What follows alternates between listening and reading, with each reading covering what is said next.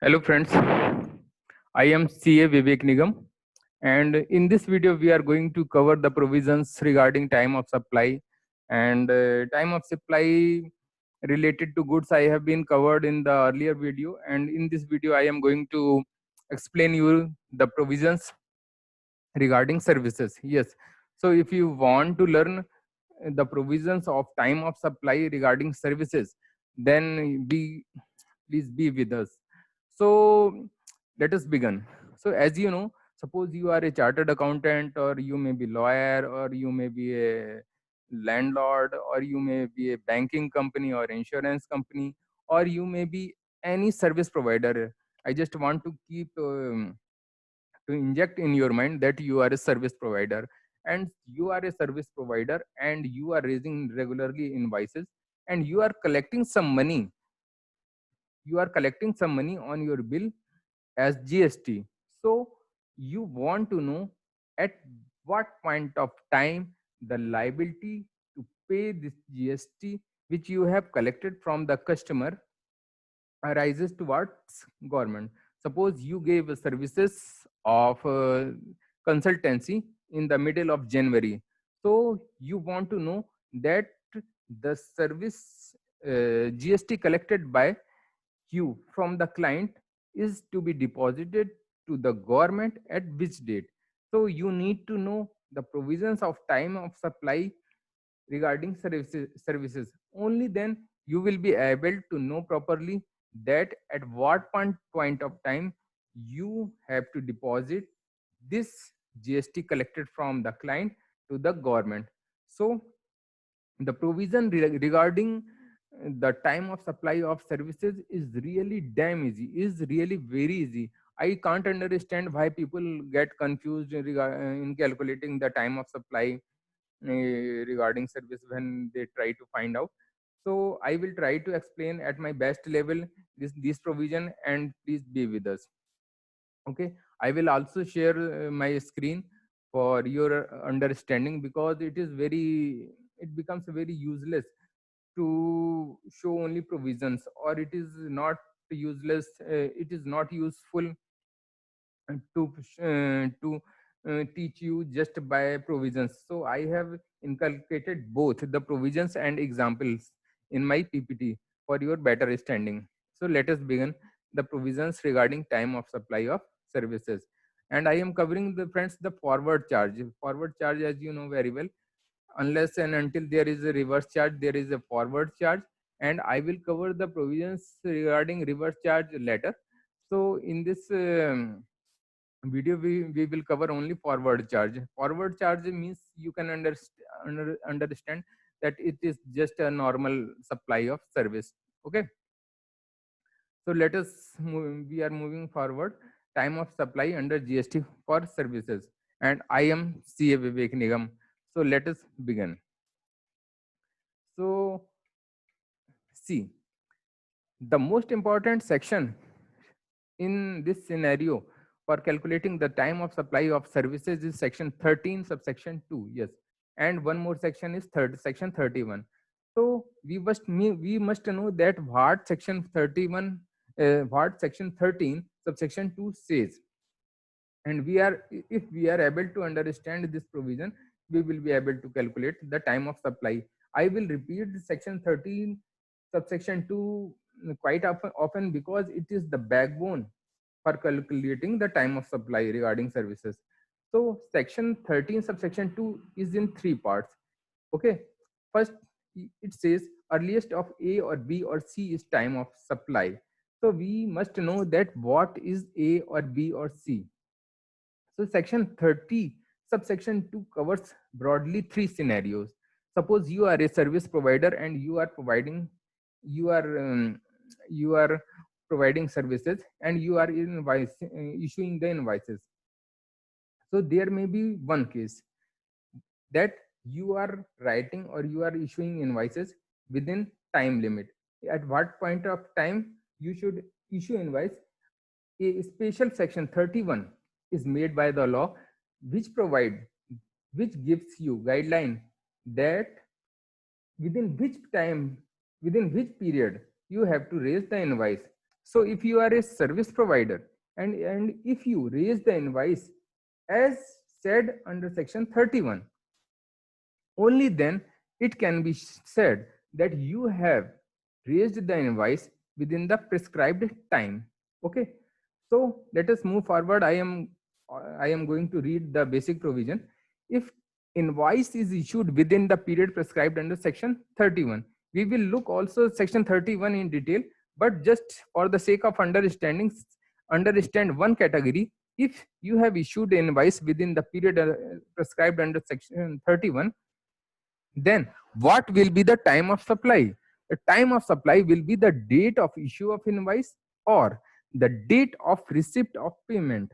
I will discuss the date of receipt of payment in later also, but you have to understand that date of issue of invoice and date of receipt of payment, in these two dates are to be taken, and earlier most date will be the time of supply.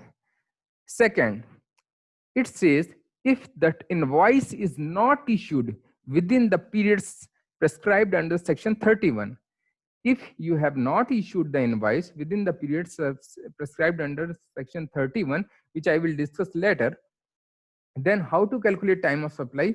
See, the date of provision of service or the date of receipt of payment, whichever is earlier. Date of provision of service is what? It is the point of time when you completed the service. Yes, when you completed giving the services to your client is the date of provision of service. So if you have not issued the invoice within the time period prescribed under section 31, then please take the date of provision of service or date of receipt of payment, whichever is earlier, as time of supply. But friends, there may be case when it is not possible to determine the time of supply by A or B. In that case, suppose you have not issued the invoice within the time limit, and even the date of provision of service cannot be certain.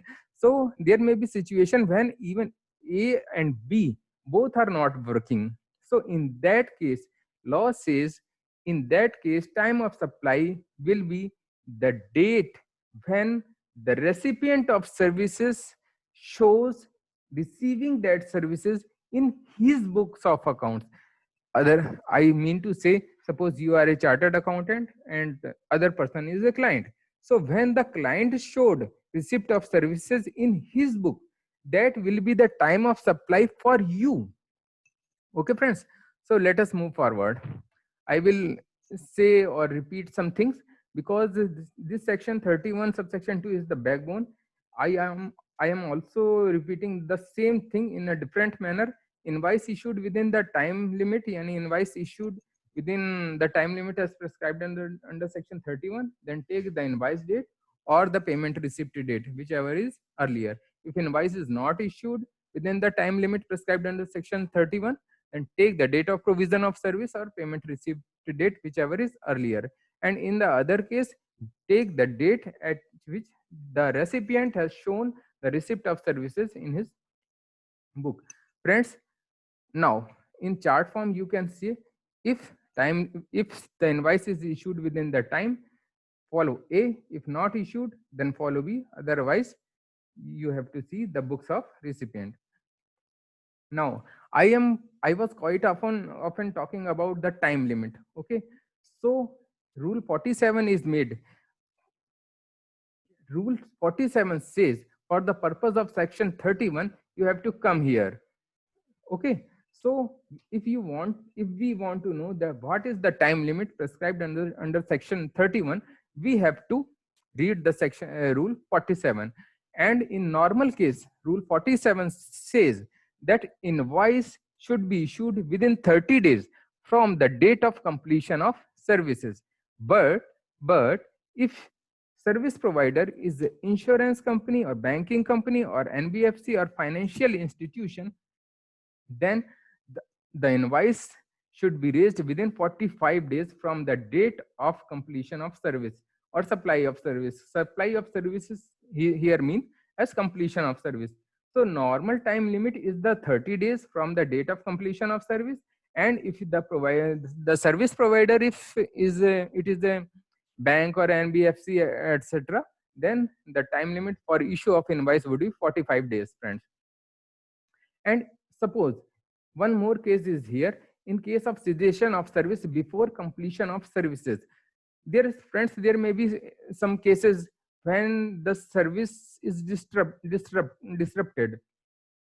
Suppose you are a service provider, and you planned that I will give a particular service for 10 days to a client, but due to any reason you were ill, or client was ill, or there may be n number of reasons. So if due to any reason the service, the providing of services disrupted, stopped. Suppose you said to Mr. A that I will give you a service for 10 days, and due to any reason you stopped giving that services at the day 7th. So the section this section 31 subsection says that if you stop that services, stop giving that services at the day 7, then it is better, or it is prescribed that at the day 7 you have to raise the invoice, but you need not to raise the invoice for the full amount, obviously, as you know, because the initially amount contracted must have been for the 10 days. Okay, but you stopped on the 7th day. Suppose initial contract was of rupees 10,000 for the 10 days. So obviously 1,000 per day was the amount. So, and you stopped giving the services at the 7th days. So you have to raise the invoice only up to that amount. Means you have to raise an invoice only up to 7,000. Okay, friends. So it was a simple provision. Now date of payment. Date of payment is, friends, nothing. It is simple. You can understand. See two dates. Okay. What two dates you have to see? That first, see at what point of time. First, friends, see at what point of time you entered the receipt in your books. Okay. Okay. And second thing, what you have to see, at what point of time payment was credited in your bank account. If it was credited in your bank account, the earlier most date will be the date of receipt of payment, which is to be used in section 13 subsection 2. So how will you see? I can tell you this thing by means of an example. First of all, just keep in mind that I have to see just two dates. First date is the date of receiving the payment in my books, and second date is the date when payment was shown as receipt on your passbook or bank book, or credited in your bank account. I am giving you simple example, friends. Suppose here is a Mr. B, and Mr. B is providing services to Mr. A. Okay, friends. So obviously Mr. B is providing services to Mr. A. So Mr. A issued a check to B because he received the services. So Mr. A issued a check to Mr. B on 1st January 2020. Okay. And Mr. B entered the check as receipt in his books of account at 2nd January 2020. Okay. The check was presented in bank for clearing on 3rd January 2020. Okay. Check got cleared on 7th January and amount credited in his account. Okay. So amount credited in his account means in the account of service provider was 7th January, but the service provider shows in his account that I have received this check on the 2nd January 2020. So let us you have to compare these two dates. 2nd January is earlier date or 7th January is earlier date. Obviously 2nd January is earlier date. So your date of receipt of payment for the purpose of section 13 subsection 2 would be the 2nd January 2020. Second example I want to give. Mr. B is giving services to Mr. A, and Mr. A is made an online transfer to the B's account. Okay. So Mr. B got the payment at 1st January, and his account was also credited on the 1st January. Later on, Mr. A informed to Mr. B that he has made the payment. Okay, so Mr. B shows in his books of account as the receipt of that amount which is provided by Mr. A in 3rd January 2020. So obviously in this case the bank was credited much earlier than the date when Mr. B shows the amount receipt in his books of account.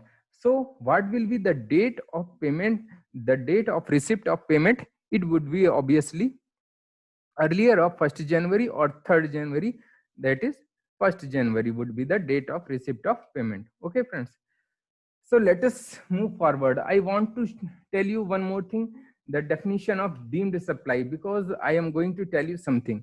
So let us read out this definition. The definition of deemed supply says the supply shall be deemed to have been made to the extent it is covered by the invoice, okay, or as the case may be by the payment. Means the provisions of deeming fiction, it is a deemed supply. Deemed supply means it is it need not be necessarily a supply. Okay, if you have raised the invoice or you have received any payment in case of services, I am reminding you that I am telling about the services. So if you have raised the invoice or if you have received any payment, it will be deemed that supply has been made. Okay friends, so what will be the inference will be even the advance payment received by a service provider will become or will come under that definition of supply as deemed supply. So now you will ask, sir, that in when I was teaching in the chapter of time of supply for goods, I told you that any advance received in case of supply of goods is not taken as supply. Why? Because there was a special notification number was 66/2017. Okay, that notification especially said that in case of goods, advance payment will not be considered for the payment liability of GST.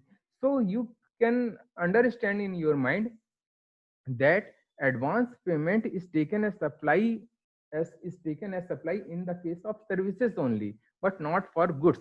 So here in the box you can say I have written that, so in case of supply of services, GST is payable on advances too, but in case of goods, GST is not payable on advances.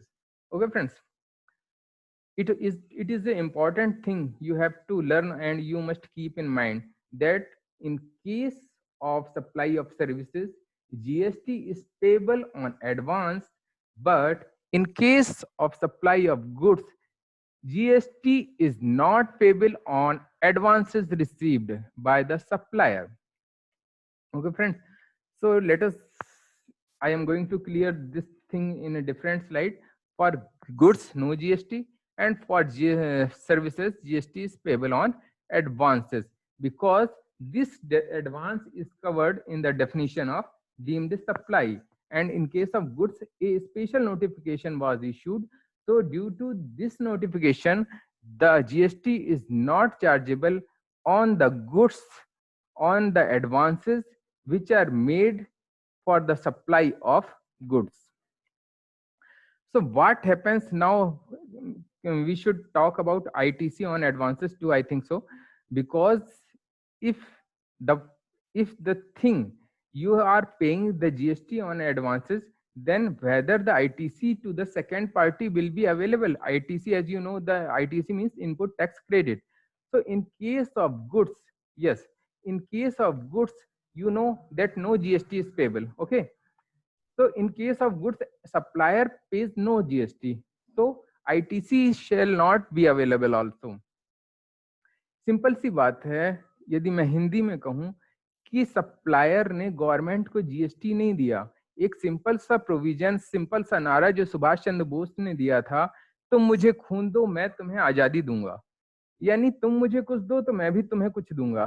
तो उसी प्रकार government कहती है तुम मुझे GST दो तो मैं तुम्हें आईटीसी दूंगी, तुम मुझे जीएसटी दो तो मैं तुम्हें आईटीसी दूंगी। तो गुड्स के केस में गवर्नमेंट को जीएसटी मिला ही नहीं तो गवर्नमेंट आईटीसी भी नहीं देगी। तो गुड्स के केस में फ्रेंड्स क्या हुआ, ITC is not available. Okay friends, but in case of supply it is covered in the definition of deemed supply. तो सर्विसेज के केस में गवर्नमेंट जीएसटी कलेक्ट करती है। So the recipient of services are also able to book ITC on advances given, but the provision of section 16 subsection 2 are to be kept in mind, because no ITC can be taken unless and until the provisions of section 16 subsection 2 has been complied, and that provision says you can take ITC if invoice has been received by the client, because client have to take ITC now. So invoice should have been received. An invoice should have been received by the client. Client must be in the possession of invoice. Okay. Second condition is he has received goods or services. If he want to take ITC or if he want to book ITC. Third condition is that GST is paid to the government by the supplier. Supplier must have been paid the GST collected from the customer to the government. And fourth condition is that recipient of service should have filed the return under section 39. Okay, if these four conditions are fulfilled, then only the recipient of service is able to book ITC on the services received. Okay friends, let us move forward. As you have seen that advances is considered as a supply in the GST regime in case of services, but for small advances a little provision also has been made, that is in case of small advances up to rupees 100, the supplier has an option. Okay, supplier has an option to adjust the amount for the next coming bill towards which or to which that advance relates. Okay, so I am going to give a small example regarding this, so the understanding will be clear. So let us see on the example. Suppose this is a service provider and date of supply of services 1st January 2020, and the amount to be charged, the amount charged by the supplier was rupees 19,200, but the basic contracted amount was 20,000.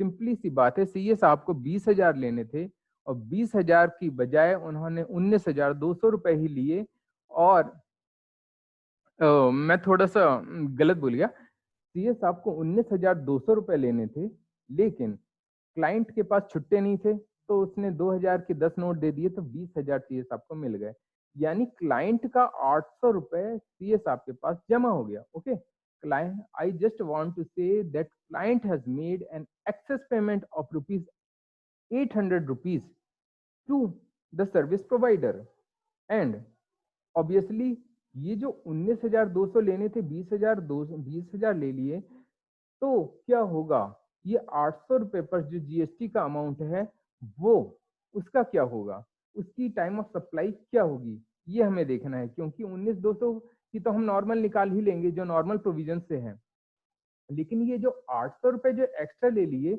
वो उस services के regard में तो थे नहीं, जो client ने ली उसने तो जस्ट एक्स्ट्रा पेमेंट कर दिया, तो इसीलिए है 800 एडवांस पेमेंट जो है वो अभी पता नहीं है कि किस सप्लाई के रिगार्डिंग है, लेकिन जो सर्विस रिसीवर है, if he is a regular customer, he would like to adjust that advance paid in this time to the next time.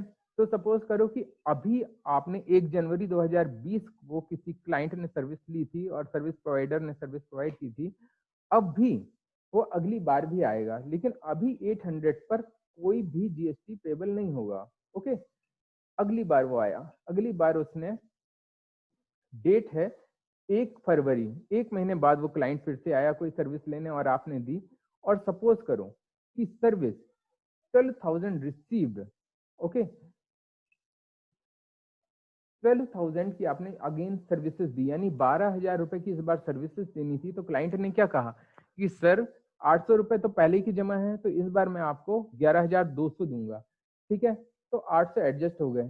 तो आपको एज ए सप्लायर आपको ऑप्शन है कि चाहो तो आप इसको इस बार यदि एडजस्ट कर रहे हो तो इसी बार की इनवाइस में इसके जीएसटी का पेमेंट कर दो। यदि सर्विस प्रोवाइडर इसमें एडजस्ट नहीं करता है, ठीक है, क्लाइंट से अंडरस्टैंडिंग बनती है कि नहीं किसी अगले बिल में कर देना, तो उस अगले बिल में जिसमें भी वो एडजस्ट किया जाएगा उस उस बिल उस बिल में, यानी उस टाइम, उस पॉइंट ऑफ टाइम जहां पे वो एडजस्ट होगा, उस पॉइंट ऑफ टाइम में उस एक्सेस अमाउंट की लाइबिलिटी उसी पॉइंट ऑफ टाइम पे बन जाएगी। यानी 800 जिस दिन एडजस्ट होगा, जिस इनवाइस में एडजस्ट होगा, उसी इनवाइस के लिए जो टाइम ऑफ सप्लाई होगी वो ही इस 800 की भी टाइम ऑफ सप्लाई होगी। Friends, okay, I think I am clear. और there is a small notification 6/2019, and this notification came for determining the time of supply in case of TDR, floor space index, and long-term lease for construction of residential commercial apartments. तो friends, जैसा कि आप commercial apartments का suppose करो construction हो रहा है, तो when will be the time of supply? The time of supply will be the date of issuance of completion certificate और the date of its first occupation. The earlier most date will be the time of supply. Friends, let us move forward. Now we have read the provisions of section 13 subsection 2, read with section 31, and also we have understood the meaning of payment received. Okay, हमने section 30 के 31 के provision देख लिए कि normally जब invoice issue होती है, जब invoice with in time issue होती है तब कैसे करना है, जब विद इन टाइम इशू नहीं होती है तब कैसे करना है, और अदरवाइज केस में भी कैसे करना है। तो एग्जांपल से हम लोग समझते हैं। देखिए फर्स्ट बॉक्स में क्या लिखा हुआ है, डेट ऑफ प्रोविजन या कंप्लीशन ऑफ सर्विस। ठीक है फ्रेंड्स, अब हम आगे बढ़ते हैं, मैं धीरे से आपको एग्जांपल सारे दिखाते चलूंगा फ्रेंड्स। ओके, तो फर्स्ट बॉक्स में क्या लिखा हुआ है, डेट ऑफ प्रोविजन या completion of service. Second box में लिखा है इनवाइस डेट, थर्ड में पेमेंट रिसिप्ट डेट, लास्ट में लिखा है टाइम ऑफ सप्लाई। ठीक है, किस दिन सर्विस प्रोवाइड की, इसमें एग्जांपल में आ रहा है 2/11/2020। Okay friends, so service was provided on 2nd November 2020 and invoice date देखते हैं क्या थी, इनवाइस डेट 29/11/2020 थी। तो फ्रेंड्स देखिए 2/11 को सर्विस प्रोवाइड की, तो हमारा जो रूल 47 क्या बोलता था कि 30 दिन के अंदर आप इनवाइस इश्यू कर दो। अब देखिए 2/11 को सर्विस प्रोवाइड हुई और आपने 30 दिन के अंदर इश्यू कर दी इनवाइस या नहीं, तो आंसर इज यस, आपने तो 30 दिन से पहले ही कर दी, तो आपकी इनवाइस वैलिड है, यानी इनवाइस डेट ली जाएगी। तो आपकी इनवाइस डेट हो गई 29/11/2020। अब आप देखिए आपने पेमेंट कब रिसीव किया, 16/12/2020 को, तो 16/12/2020। अब हमारा प्रोविजन सेक्शन 13 सब सेक्शन 2 क्या कहता था, 29/11/2020 और 16/12/2020 को कंपेयर कर लो, जो भी अर्लियर डेट होगी वो आपकी टाइम ऑफ सप्लाई होगी। तो टाइम ऑफ सप्लाई आपकी क्या हुई, 29/11/2020 friends. So it was simple. So let us moving forward. We are moving forward to the next example. फिर से देखिए date of provision of service, second column में invoice date, तीसरे कॉलम में लिखा हुआ है पेमेंट रिसिप्ट डेट। ठीक है, आपने सर्विस प्रोवाइड की 11 नवंबर 2020 को और जिस इनवाइस रेज की 28/11/2020 को, यानी कि 11/11 को की आपने सर्विस और 28/11 को रेज कर दी इनवाइस। तो रूल 47 क्या बोलता था कि जिस दिन आपने सर्विस प्रोवाइड की उस दिन से 30 दिन के अंदर आप सर्विस इनवॉइस रेज कर दो, और आपने well you have raised the invoice very well before the 13 days from the date of provision of service. So आपकी इनवॉइस वैलिड है। तो 28/11/2020। अब देखें पेमेंट की डेट क्या है, 12/11/2020। तो पेमेंट तो पहले ही हो गया और इनवॉइस की डेट तो बाद में है। तो फिर बताइए इन दोनों में से अर्लियर कौन है, 12/11/2020। तो यही 12/11/2020 हमारा नवंबर का हमारा टाइम ऑफ सप्लाई बन जाएगा फ्रेंड्स। ठीक है फ्रेंड्स, अब चलते हैं हम नेक्स्ट एग्जांपल में। Date of provision of service पहले कॉलम में, इनवॉइस डेट, फिर पेमेंट रिसिप्ट डेट, ठीक है, फिर टाइम ऑफ सप्लाई। अब आपने 11 नवंबर 2020 को सर्विस प्रोवाइड की, ठीक है फ्रेंड्स। इनवॉइस डेट आपकी 28/11/2020 को है, ठीक है। अभी भी आप देख रहे हैं कि आपने जिस दिन डेट सर्विस प्रोवाइड की उस दिन से आपने 30 दिन के अंदर इनवॉइस रेस कर ली। अब देखिए 12/11/2020 को, ओके फ्रेंड्स, 12/11/2020 को 40% पे किया गया फ्रेंड्स, पूरा अमाउंट पे नहीं किया गया। तो आप बताइए टाइम ऑफ सप्लाई क्या होगी। तो टाइम ऑफ सप्लाई के लिए जैसा कि आप स्क्रीन में देख सकते हो, इनवाइस डेट तो हमारी वैलिड थी 28/11 सही थी, क्योंकि ये 30 दिन के अंदर इशू की गई। 30 दिन कहाँ से आपने काउंट किए, 11/11 से। तो 11/11 से 30 दिन के अंदर इनवाइस इशू कर दी, तो इनवाइस तो वैलिड है। तो इनवाइस डेट को हम सेक्शन 13 सब सेक्शन 2 के लिए वैलिड मान लेंगे। अब आई हमारी सेकेंड डेट, पेमेंट की रिसिप्ट डेट, वो 12/11 है। तो अर्लियर डेट क्या है, 12/11। तो इस 40% के लिए फ्रेंड्स, इस 40% के लिए 12/11 जो है आपकी टाइम ऑफ सप्लाई हो गई। सेकंड, आपने 60% जो रिमेनिंग थी वो पेमेंट रिसीव की 8/12/2020 को। 8/12। अब आप कंपेयर क्या करेंगे, 28/11/2020 और 8/12/2020, कौन सी डेट आप पाएंगे कि कौन सी डेट अर्लियर है। आप पाते हैं कि 28/11/2020 अर्लियर है। तो एक ही चीज के लिए जब आपने डिफरेंट पेमेंट रिसीव की हैं, तो इस 40% के लिए 12/11 डेट आ गई और इस 60% के लिए 28/11/2020 आ गई। ठीक है फ्रेंड्स, एक्सप्लेनेशन आप नीचे भी देख सकते हैं, बाकी मैंने क्रक्स आपको बता दिया फ्रेंड्स। अब आप चलिए एग्जाम्पल नंबर 7। किसी को यदि स्क्रीनशॉट लेना हो तो वो इसका ले सकता है, ताकि लेटर ऑन कोई दिक्कत हो तो आप कमेंट बॉक्स में लिख के मुझसे डाउट भी पूछ सकते हैं। ओके फ्रेंड्स, तो चलिए आप चलते हैं नेक्स्ट एग्जांपल में। एग्जांपल नंबर 7, वही date of provision of service, invoice date, payment received date, time of supply. आपने सर्विस प्रोवाइड की है 11 नवंबर 2020 को एंड इनवाइस डेट इज 28 नवंबर 2020। तो आप सबसे पहले तो ये देखिए विद इन टाइम इशू हो गई इनवाइस, रेस कर ली इनवाइस की नहीं। तो मुझे तो लग रहा है कि रेस कर ली। ठीक है फ्रेंड्स, आप बताइए, रेस कर ली। तो आपने 30 दिन के अंदर रेस कर ली, तो यानी आपकी इनवाइस वैलिड है। 7/11 को आपको 40% पेमेंट मिल गया। ठीक है फ्रेंड्स, तो आपने 28/11, इधर देखिए स्क्रीन पे, 28/11/2020 और 7/11/2020 में अर्लियर डेट क्या है, 7/11/2020।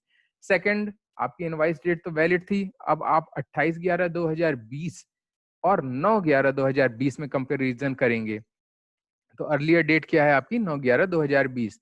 तो फ्रेंड्स ये पिछली बार की ही तरह था, थोड़ा सा डिफरेंस इसमें ये था कि पेमेंट डेट अर्लियर थी, बाकी चीजें सेम है फ्रेंड्स। तो वही चीज आपने कर ली कि फर्स्ट 40% के लिए 7/11 हो गई और बाकी 60% के लिए 9/11 हो गई। चलिए फ्रेंड्स अगले एग्जाम्पल पे, date of provision of service लिखा हुआ है, इनवाइस की डेट लिखी हुई है एंड डेट पेमेंट रिसिप्ट की डेट लिखी हुई है and time of supply is also written and you have given the services on 11th November 2020 and invoice date is 12/12/2020। 12 दिसंबर को इनवाइस बनी। अब तो मुझे लग रहा है कि 30 दिन के अंदर इनवाइस आपको रेस करनी थी, वो प्रोविजन तो कंप्लाई नहीं हो पाया, क्यों बताइए आप। तो ये इनवाइस सेक्शन 31 के हिसाब से नहीं है, इनवाइस तो रेज कर दी, although you have raised the invoice, but the raising of this invoice is not in compliance of the provisions of section 31। ठीक है फ्रेंड्स, तब क्या लेता था वो, सिंपल पेमेंट रिसिप्ट डेट दी हुई है 30 अप्रैल 2021। तो इस केस में आपको प्रोविजन क्या कहता था कि if invoice has not been raised within the time limit prescribed under section 31, then you have to see two things: date of provision of service and date of receipt of payment. So you can see the date of provision of services 11/11/2020, and date of receipt of payment is what? 30th April 2021. तो आपकी payment की receipt की date तो काफी बाद की मुझे दिख रही है, क्योंकि ये ईयर ही चेंज हो गया 21। तो आपकी जो अर्लियर डेट आई वो 11/11/2020 है फ्रेंड्स। इसमें जो मेन पॉइंट ये था कि इस बार जो इनवॉइस थी, invoice was not raised within the time limit, so you have to take the two dates. First was the date of provision or completion of service, and second was the payment receipt date.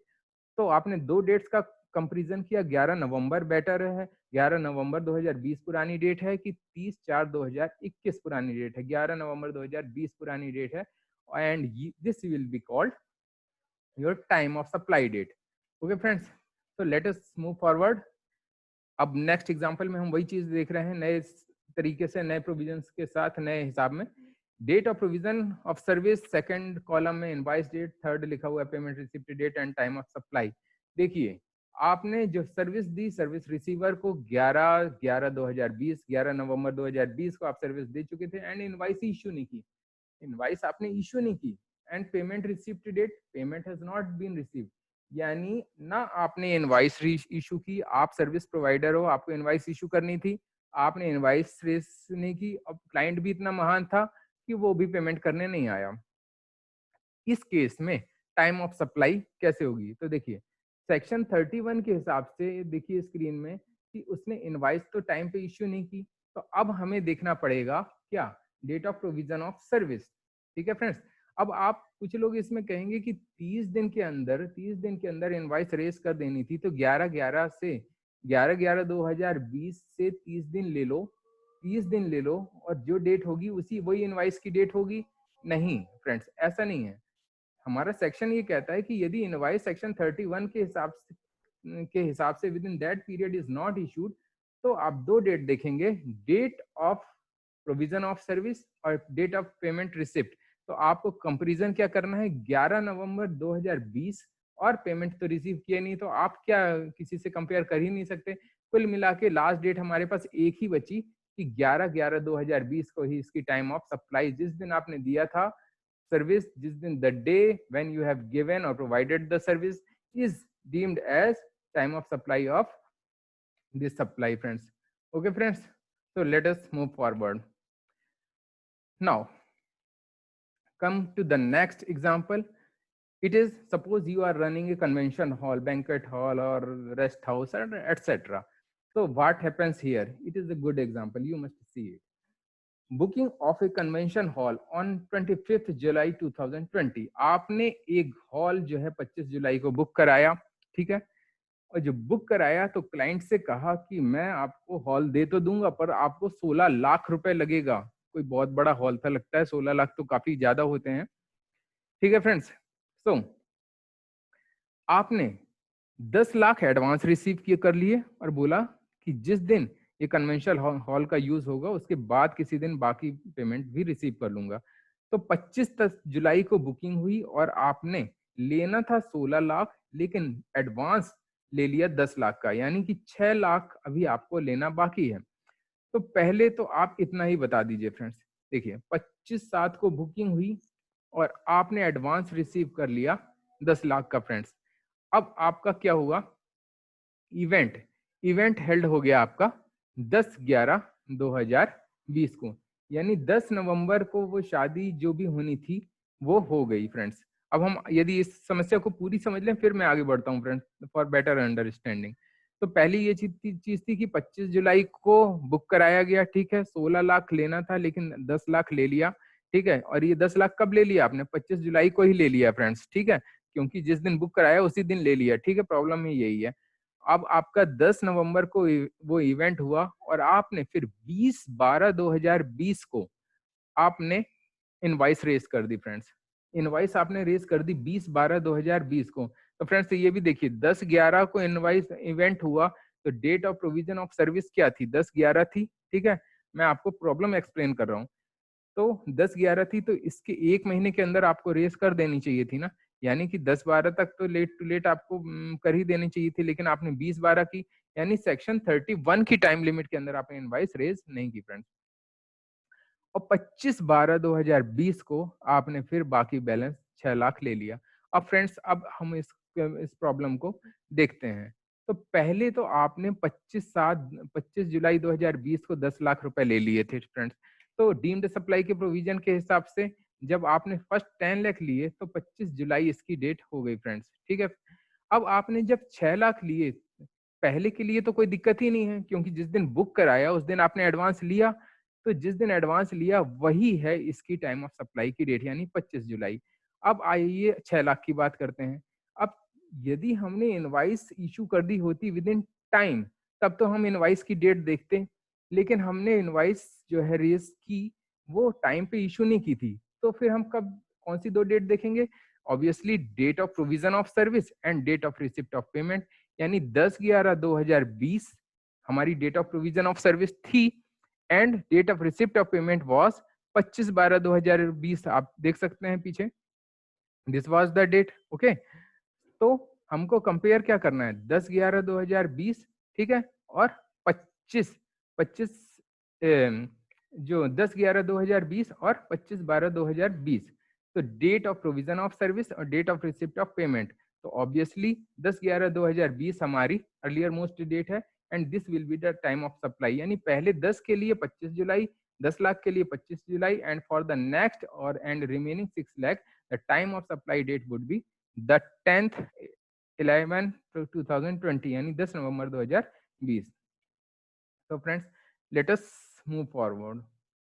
Okay friends, now I am going to tell you about the continuous supply of service. Friends, होता क्या है कि there are many ways or many types of services. कभी कभी क्या होता है कि आप किसी सीए के पास गए, किसी पर्सन के पास गए, उसने एक सिंपल सी एडवाइस दी और आपका काम हो गया। आपने कहा कि रिटर्न फाइल कराना है सर, उसने कहा ठीक है, रिटर्न उसने फाइल कर दिया, आपका काम निपट गया। ये तो सिंपल सी सप्लाई थी। लेकिन कई बार ऐसा होता है कि आपकी सप्लाई ऑफ सर्विसेज जो भी है वो लंबे टाइम तक चलती है। लंबे टाइम तक चलती है कहने का मतलब कि आपने किसी ऐसे पर्सन को लगा रखा है जो कि कोई एक पर्टिकुलर इवेंट के लिए नहीं है। सपोज करो कि आपने एक इंटरनेट कनेक्शन ले रखा है जिसका जो 1 साल तक के लिए वैलिड है, तो उसका सर्विस प्रोवाइडर जो है वो तो कंटिन्यूअसली आपको सर्विसेज देता जा रहा है, ठीक है। उसका बिल रेज में या पहले रेज हो सकता है, लेकिन वो सर्विसेज जो है काफी लंबी चल रही हैं। या फिर इसी तरह टेलीफोन कनेक्शन हो सकता है या एडवोकेट की सर्विस हो सकती है, जिसके एग्जाम्पल मैं आगे बताऊंगा। तो ऐसी कई सर्विसेज हो सकती हैं जो कि कॉन्टिन्यूअस बेसिस पे आप लेते ही जा रहे हैं, लेते ही जा रहे हैं। वो वन टाइम इवेंट पे मुश्किल ही है कि उनको बाइफरकेट किया जाए। तो कंटिन्यूअस सप्लाई की डेफिनेशन समझते हैं इसको समझने के लिए। Continuous, let us focus on the screen. So continuous supply of service means a supply of service which is provided or agreed to be provided, okay, which is provided, या तो आपने प्रोवाइड कर दी या प्रोवाइड करने का आपने वादा कर दिया है। कॉन्टिन्यूअसली, कॉन्टिन्यूअसली यानी बिल्कुल लगातार, और ऑन रिकरेंट बेसिस यानी 2-4 दिन में कुछ टाइम गैप के बाद, ठीक है। Under a contract, continuous supply के लिए कॉन्ट्रैक्ट होना भी जरूरी है, ठीक है। किसके बीच कॉन्ट्रैक्ट हो सकता है? Supplier and service supplier and service receiver, service provider and service receiver के बीच कॉन्ट्रैक्ट होना चाहिए। And for a period exceeding 3 month, कहने का मतलब कि वो जो सप्लाई ऑफ सर्विसेज होना चाहिए वो कम से कम 3 महीने से ज्यादा की होना चाहिए, ऐसा कॉन्ट्रैक्ट में भी होना चाहिए, तब उसको कंटिन्यूअस सप्लाई की डेफिनेशन में लेंगे। यानी 1-2-3 दिन की यदि छोटी मोटी सप्लाई हो तो उसको कंटिन्यूअस सप्लाई की प्रोविजंस में नहीं लेते। तो मेन चीज है कि ये चीज मैंने हाईलाइट भी की है, for a period exceeding 3 month with the periodic payment obligation. Obviously जब आप बहुत कॉन्टिन्यूअसली ले रहे हो तो ऐसा तो हो नहीं सकता कि सीधे इकट्ठा 2 साल का पेमेंट कर दिया, तो पीरियडिक पेमेंट ऑब्लिगेशन होंगे, यानी एक फिक्स पीरियड के बाद पे करना होगा। And include supply of service as government में subject to such condition as it में बाय नोटिफिकेशन स्पेसिफाई। सिंपल सी बात है कि उन्होंने ये कहा कि continuous supply of service means a supply which is provided और agreed to be provided continuously on a on recurrent basis under a contract for a period exceeding 3 months with a periodic payment or obligation and includes supply of services as government may subject to such condition as it may think fit may notify, मतलब government को जैसा लगता है उसको भी service continuous supply की definition में include मान लिया जाएगा फ्रेंड्स। तो चलिए एक दो एग्जांपल देखते हैं कंटिन्यूअस सप्लाई का। जैसे आपने किराए पे ले रखा है, किसी ने किराए पे दे रखा है रेंटिंग, या इंटरनेट सर्विस प्रोवाइडर जो आपको इंटरनेट की सुविधा दे रहे हैं, या फिर वर्क्स कॉन्ट्रैक्ट यानी बिल्डिंग वगैरह का कंस्ट्रक्शन वगैरह चल रहा है, लंबे समय तक चल रहा है, 3 महीने से ज्यादा के लिए चल रहा है। ये सारी चीजें 3 महीने से ज्यादा पीरियड के लिए फ्रेंड्स, टेलीकम्युनिकेशन, कोचिंग एटसेट्रा, ये सारी चीजें कंटिन्यूअस सप्लाई की डेफिनेशन में आ सकती हैं यदि वो डेफिनेशन की कंडीशन को फुलफिल करती हैं, 3 महीने से ज्यादा है और अदर कंडीशन फुलफिल होती है। मतलब 3 महीने, बेसिक चीज दो ही चीज है, 3 महीने से ज्यादा की होना चाहिए और एक कॉन्ट्रैक्ट होना ही चाहिए नॉर्मली, ठीक है। इसका जो सेक्शन था वो सेक्शन 31(5) था। अब इसमें टाइम ऑफ सप्लाई निकालनी है तो सबसे पहले ये पता होना चाहिए कि कंटिन्यूअस सप्लाई के केस में वो जो डेट थी आपकी, जैसे आप सेक्शन 31 की डेट कह रहे थे कि किस डेट तक इशू हो जानी चाहिए इनवॉइस। तो पहली चीज क्या है, where due date of payment is ascertainable from the contract, क्योंकि service provider and service receiver के बीच में जो कॉन्ट्रैक्ट होगा उसको आप देखिए and see whether the due date for payment is given in that contract. So here slide says like that, where the due date of payment is ascertainable from the contract. Okay, then you have to do what? If due date is ascertainable, so invoice should be issued. If the due date of payment is ascertainable, then invoice shall be issued on or before that due date of payment which is written on contract. यानी कि आपको contract को आपने देखा, आपको पता चल रहा है कि इस डेट को पेमेंट हो जाना चाहिए, तो उस डेट को या उससे पहले ही आप इनवाइस इशू कर दीजिए, यही सेक्शन 31 की डेट मानी जाएगी। ओके फ्रेंड्स, अब situation, there may be situation when this date is not ascertainable. So where due date of payment is not ascertainable from the contract, then we see what is going to happen. Then issue invoice before or at the time when supplier of services receives payment, because the due date of payment contract हमने देखा, हमें पता ही नहीं चल रहा है कि किस दिन पेमेंट सप्लायर को मिलना है, ठीक है। तो उस केस में जिस दिन सप्लायर पेमेंट रिसीव करता है, ठीक है, उसी दिन उस सप्लायर को या उससे पहले सप्लायर को इशू कर देनी चाहिए थी इनवॉइस। यानी असर्टेनेबल है तब तो ठीक है, उस ड्यू डेट जब कॉन्ट्रैक्ट में लिखा है इस ड्यू डेट के पहले भाई पेमेंट हो जाना है, तो जो कॉन्ट्रैक्ट में लिखा है उस डेट के पहले आप इनवॉइस रेज कर दो, वही सेक्शन 31 को कंप्लाई करेगा और वही सेक्शन 31 के पर्पज से इनवॉइस मान ली जाएगी। But where the due date of payment is not ascertainable, तो एक्चुअल में सर्विस प्रोवाइडर को जिस दिन पेमेंट मिल रहा है उस दिन या उससे पहले उसको इनवॉइस रेज कर देनी है। Where third case is where the payment is linked to the completion of an event. कई बार ऐसा होता है कि आप ऐसी सर्विस प्रोवाइड कर रहे हैं कि वो स्टेगर्ड मैनर में होती है, मतलब स्टेप में होती है या उनका बाइफर्केशन किया जा सकता है। तो in that case issue invoice on or before completion of that event, okay, to which the in payment is linked। यानी आपने जिस इवेंट के लिए वो पेमेंट किया है, ठीक है, उस पेमेंट से, ठीक है, उस पेमेंट से पहले या उस दिन तक आप इनवॉइस रेज कर दें। यानी कंटिन्यूअस सप्लाई के क्रक्स में तीन ही चीज हैं। यदि ड्यू डेट असर्टेनेबल है, कॉन्ट्रैक्ट को देखिए, कॉन्ट्रैक्ट से यदि आपको पता चल रहा है कि पेमेंट किस दिन होना है, तो जिस दिन पेमेंट होना है उस दिन के पहले या उस दिन तक इनवॉइस रेज कर दीजिए। यदि वो डेट कॉन्ट्रैक्ट से पता ही नहीं चल पा रही है कि किस दिन पेमेंट होना है, तो एक्चुअल में देखिए ना, किसी दिन तो सर्विस प्रोवाइडर ने लिया ही होगा वो पेमेंट, तो जिस दिन सर्विस प्रोवाइडर ने वो लिया है, सर्विस प्रोवाइडर की लायबिलिटी उस दिन या उससे पहले इनवॉइस रेज कर दे।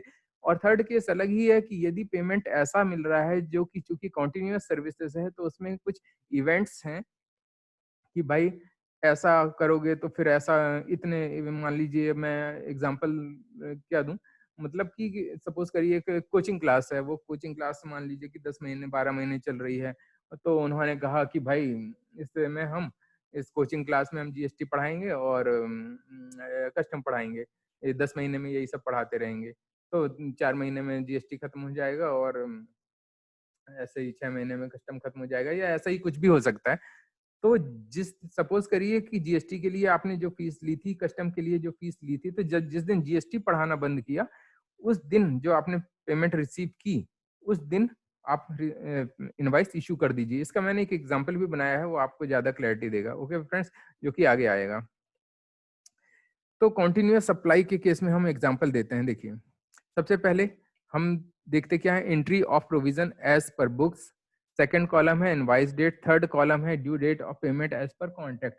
ये मैं एक प्रॉब्लम दे रहा हूँ, ठीक है फ्रेंड्स। तो पहले बॉक्स में जिस दिन आपने सर्विस प्रोवाइड की, सेकंड केस है इनवाइस डेट, थर्ड केस क्या है कि कॉन्ट्रैक्ट को देखा, उसके हिसाब से जो सप्लायर को पेमेंट रिसीव करना था जो जिस दिन, वो दी हुई है। ओके फ्रेंड्स, इसके बाद उसने एक्चुअल में जिस दिन पेमेंट रिसीव किया, और लास्ट में आपको टाइम ऑफ सप्लाई बताना है। यानी क्या, इस कॉलम को आप अच्छे से देख लीजिए। पहले कॉलम में है कि आपको किस दिन सर्विस आपने प्रोवाइड की, ठीक है। मान लीजिए कि आपने सर्विस प्रोवाइड की, you are a service provider and you provided services on 30th November 2020, ठीक है। और आपने इनवाइस रेज की 7th दिसंबर 2020। ओके फ्रेंड्स, अब हम कॉन्ट्रैक्ट भी देख लें। कॉन्ट्रैक्ट कह रहा था कि आपको 15 दिसंबर तक इनवाइस रेज कर देनी है। 15 दिसंबर को पेमेंट, 15 दिसंबर तक पेमेंट मिल जाना है। तो हमारा भी पिछला प्रोविजन जो हमने पढ़ा क्या था, उसने कहा था कि सबसे पहले कॉन्ट्रैक्ट देखिए और ड्यू डेट यदि असर्टेनेबल है, तो यहाँ तो असर्टेनेबल है, 15 तारीख से पहले इनवाइस बन जानी चाहिए थी। और देखिए इनवाइस की डेट भी, ये देखिए इनवाइस की डेट 7/12 आ रही है, यानी कि भाई 15/12 से तो पहले ही इनवाइस बन गई, तो इनवाइस तो सही बन गई ना।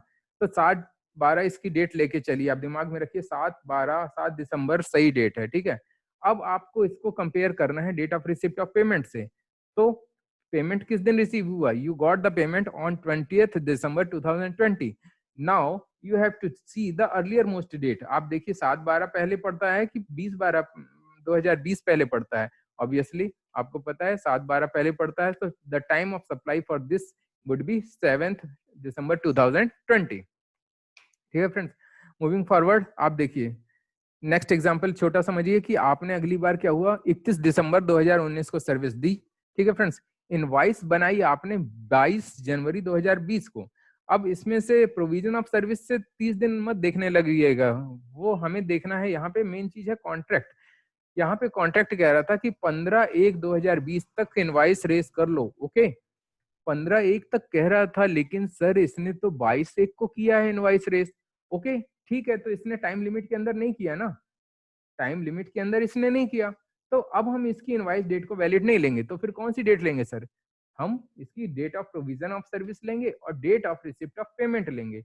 इन दोनों में कंपेयर करेंगे, जो अर्लियर डेट होगी। अब ये तो बच्चा भी बता देगा कि 31 दिसंबर 2019 पहले आता है कि 20 जनवरी 2020 पहले आता है। ऑब्वियसली 31 दिसंबर 2019 पहले की डेट है, तो the time of supply for this provision of service और time of supply for this supply of service would be 31 December 2020। Next, अब आप देखिए, सपोज आपने 31 जनवरी 2020 को एक सर्विस प्रोवाइड की एंड आपने इनवाइस भी रेस कर दी 15 जनवरी 2020 को। लेकिन अब हमें इससे कोई मतलब नहीं कि प्रोविजन ऑफ सर्विस से 30 डेज देखना है। क्यों? क्योंकि हम कॉन्टिन्यूअस सप्लाई की प्रोविजन पढ़ रहे हैं। नॉर्मल सप्लाई में हम देख सकते थे 30 days from the date of provision of service, but in the chapter of, in the topic of continuous supply, you have to see the contract date as per contract, payment receipt date as per contract.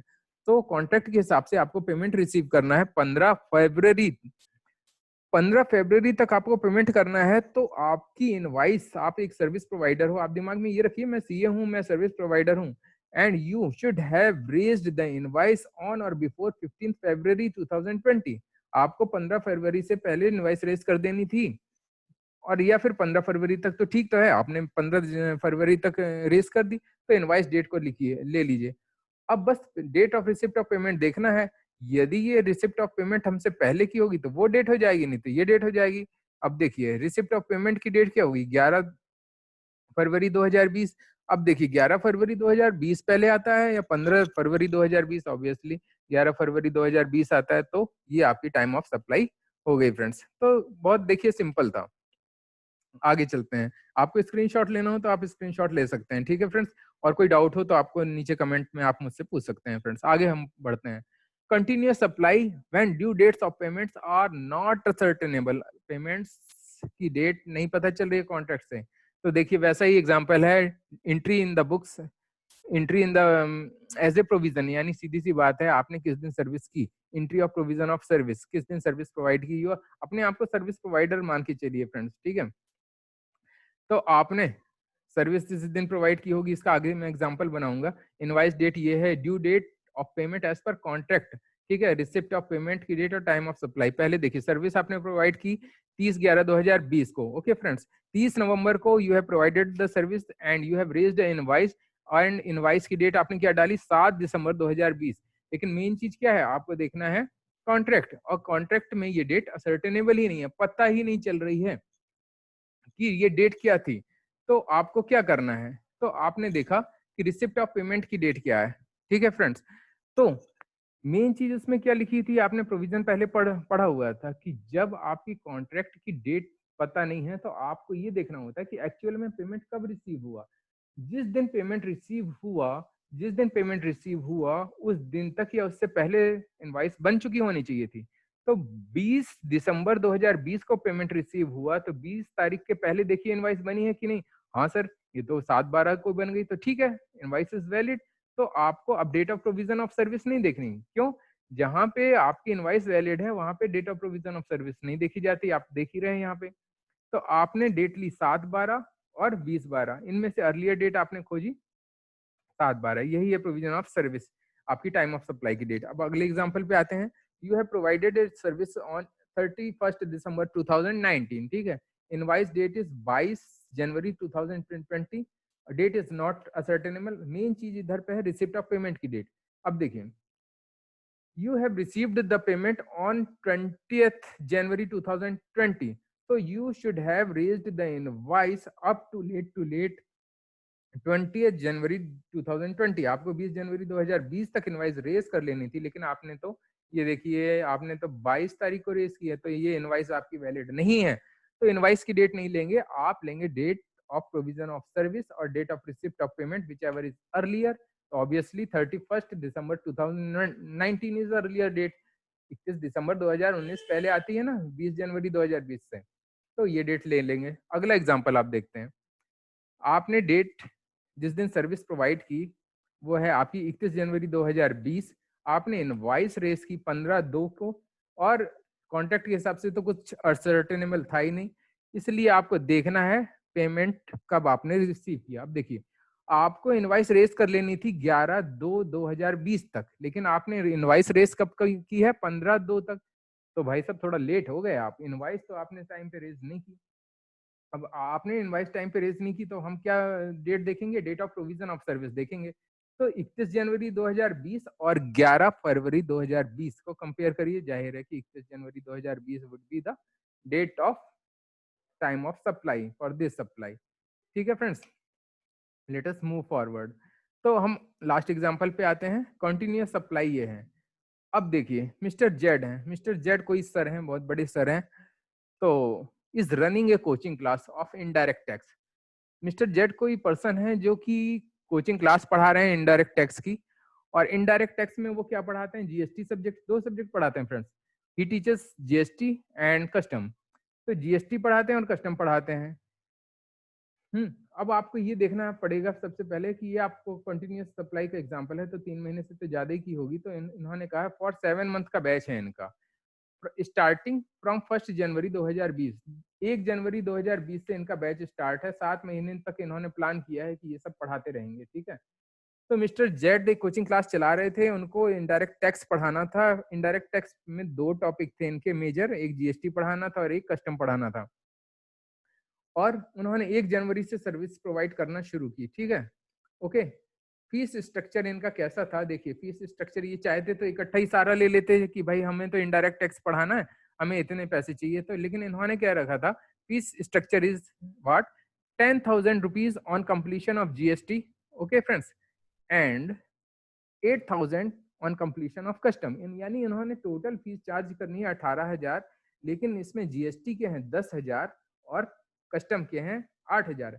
अब यदि आपने continuous supply का provision पढ़ा होगा तो आपको याद है ना, कंप्लीशन ऑफ इवेंट वाला पोजीशन याद आ गई कि जब एक इवेंट कंप्लीट होता है तब क्या केस था, तब हम इवेंट के हिसाब से चार्ज करते हैं। तो वही चीज है इसमें, 10,000 on completion of GST charge करना था और 8,000 इनको ऑन कंप्लीशन ऑफ कस्टम। अब इन्होंने 1 जनवरी से बैच स्टार्ट कर दिया and GST course completed on 20/4/2020। ठीक है फ्रेंड्स, तो आपने जनवरी, फरवरी, मार्च, अप्रैल जब 20 आ गया तो आपका जीएसटी कोर्स कंप्लीट हो गया और इन्होंने पेमेंट रिसीव कर लिया। पेमेंट रिसीव कितना किया, मान लीजिए कि 16/4 को फ्रेंड्स, 16/4 को ही इन्होंने पेमेंट रिसीव कर लिया मान लीजिए, या फिर दूसरा केस है इन्होंने 25/4/2020 को रिसीव कर लिया। Friends I think example is simple, quite simple. आपने 1 जनवरी को जीएसटी पढ़ाना शुरू किया, 20 अप्रैल को बैच खत्म हो गया आपका, मतलब कंप्लीट हो गया टॉपिक। ठीक है, आप रिसीव कर रहे हैं अमाउंट या तो 16/4 को कर रहे हैं, एक केस लीजिए, या फिर दूसरा केस लीजिए कि 25/4 को कर रहे हैं, 25 अप्रैल को कर रहे हैं। And custom started from 22/4/2020। तो वो तो अलग बात है, हम कस्टम की बाद में देखेंगे। अभी तो हमारा ये है कि जीएसटी चलो सुकून है, अच्छा है, सब्जेक्ट खत्म तो हुआ। अब देखिए इनवाइस रेज्ड ऑन, अब इनवाइस रेज्ड ऑन 19/4/2020 को, इन्होंने 19/4/2020 को रेज की। अब पहला केस लेते हैं, मान लीजिए इनको पेमेंट रिसीव हुआ था 16/4/2020 को और इन्होंने इनवाइस रेज की 19/4/2020 को। तो ठीक है, अब आगे आइए कि it is with in the time permissible under section 31 subsection 5। ये तो हम खुद एनालाइज करेंगे। देखिए डेट ऑफ इनवाइस जो हमारी थी 19/4/2020 को, ठीक है फ्रेंड्स, और date of receipt of payment, date of receipt of payment हमारी 16/4/2020 है। अब 16/4/2020 है, तो अब आप क्या देखेंगे कि आपने, फ्रेंड्स आप ये देखेंगे कि इनवाइस हमारी रेस हुई है 19/4/2020 को, ठीक है, और पेमेंट रिसीव हुआ है, पेमेंट रिसीव हुआ है आपका कब, 16/4/2020 को। तो मेन चीज ये थी कि आपने कोर्स कंप्लीट कर लिया 20/4/2020 को, ठीक है, और इनवाइस रेस की 19/4/2020 को, यानी उस इवेंट से पहले ही आपने इनवाइस रेस कर दी। तो इनवाइस तो वैलिड है आपकी, तो इनवाइस की डेट ले लेंगे। ठीक है फ्रेंड्स, क्योंकि उसमें आप जब प्रोविजन आपने पढ़ा हुआ था कि उसमें था कि इनवाइस कब रेस करना है, जब इवेंट से लिंक्ड है, कोई इवेंट से लिंक्ड है कोई कंप्लीशन या सर्विस प्रोविजन, तो जिस दिन इवेंट खत्म होता है वो पर्टिकुलर उससे पहले करनी थी। तो 20 अप्रैल 2020 को कोचिंग इनकी खत्म हुई जीएसटी की, और जीएसटी के सेपरेट थे 10,000 रुपए, तो इन्होंने 20 से पहले ही इनवाइस रेस कर दी 19 को, तो 19 तो वैलिड डेट है। अब इन्होंने date of receipt of payment 16/4 यदि रखी है, तो आप देखिए 16/4 और 19/4/2020 और 16/4/2020 में कंपेरिजन कीजिए।